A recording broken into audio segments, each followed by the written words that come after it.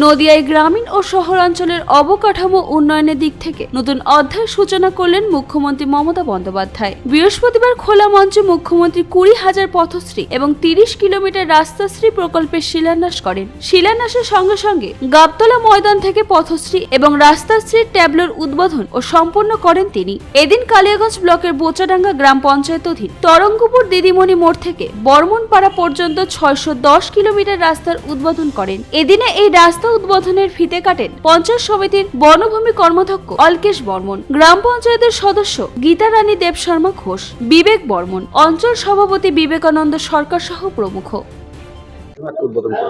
আজকে আমরা মাননীয় মুখ্যমন্ত্রী মমতা ব্যানার্জির স্বপ্নের প্রকল্প পথশ্রী প্রকল্পে দিদিমণি মোড় থেকে বর্মনপাড়া পর্যন্ত প্রায় 31 লক্ষ প্লাস টাকায় এই রাস্তাটা উদ্বোধন করা হলো। কতটা মিটার? 610 মিটারের মতো আছে। এটা কি কংক্রিট ঢালাই না পিচের ঢালাই? কংক্রিট। আগে কি সমস্যা হতো? সমস্যা আমাদের এখানে, আপনি জানেন যে আমাদের এখানে পালপাড়া রয়েছে, আর এখান থেকে প্রচুর ঠাকুর কালিয়াগঞ্জ, কুসমুন্ডি, হেমতাবাদে এখান থেকে যায়।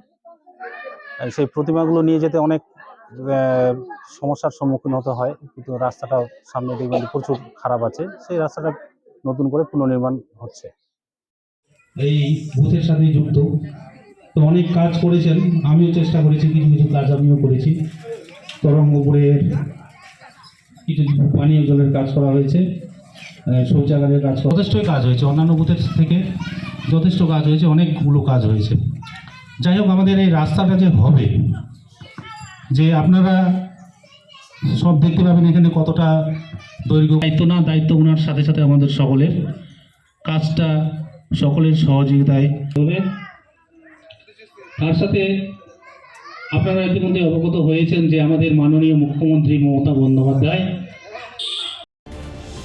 কালিয়াগঞ্জ থেকে ভাস্কর রায় রিপোর্ট, কুলিক নিউজ।